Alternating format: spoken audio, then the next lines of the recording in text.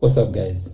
So, which are the 3 categories of wedding suppliers that are most important to you as the potential groom? Let's discuss it. So, I was blessed enough to have a garden wedding a little over 2 years ago. As with all things in life, once you've experienced them, you can look back on them in hindsight and see the areas that you could have improved on. Now that I'm over 2 years removed from the event, I can look back at it clearly. There's no nervous feeling just before the event. I can look back at it very clearly and say, okay, I could have done better over here. I could have prioritized this. I should have spent more money on this and spent a lot less on this other thing that was not as important. So I'm going to go through 3 wedding vendors that I personally feel should be a priority for you as the groom. Number 1, wedding planners. I've always been the type of gentleman that was skeptical of wedding planners.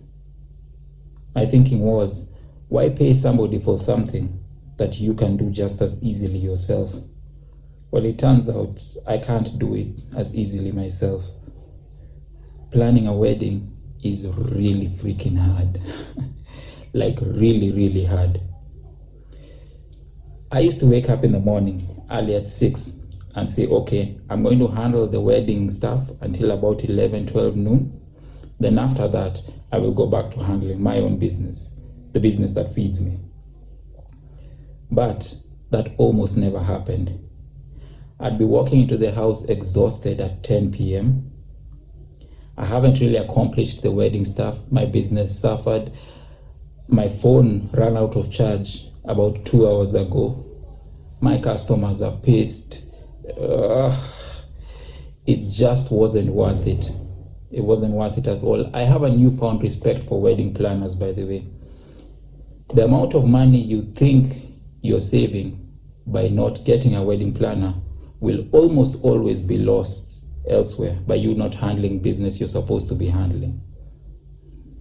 So time is money. If you can, get a wedding planner, outsource everything to them, let them do their thing. Speaking of things that you should not avoid getting under the disguise of savings, an MC. Now, an MC is vital for one major reason. Your wedding is a party. Let's get real. Between you and I, gentlemen, let's get real. All that lovey-dovey romance, looking into each other's eyes stuff, that's for the women. You want to have a blast on your wedding day. You want it to be a good party. And nothing makes that possible better than a very good MC. An MC is like that cousin. Whenever you're holding a party, the guy is very lively and you cannot hold a party without him because you know he's going to influence other people to start enjoying themselves. He's going to bring the energy to the event. So if you can, get a good MC. My wedding day was by far the best party I've ever been to in my life. How many grooms do you know who can tell you that about their wedding? And lastly, number 3, the caterers. The first 2 are for your convenience and your enjoyment as the groom. But if you're hosting a party, you're hosting people and you want to make an impression on those people. And the best way to do that is with the food. Good food is paramount to leaving a huge impression with your guests. People actually skip lunch because they know they'll be attending a wedding. So if they come there all hungry and then the food is not as awesome as it could have been, that's all they remember. There are weddings I have attended and I don't remember anything about the wedding. I don't remember the decor. I don't remember anything about it other than the food. I don't even remember what I ate. I just remember it being good. That's the effect of good food.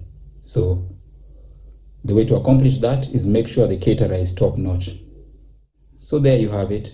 The 3 things that I will prioritize as a potential groom. What are your positive experiences with wedding vendors? Comment below.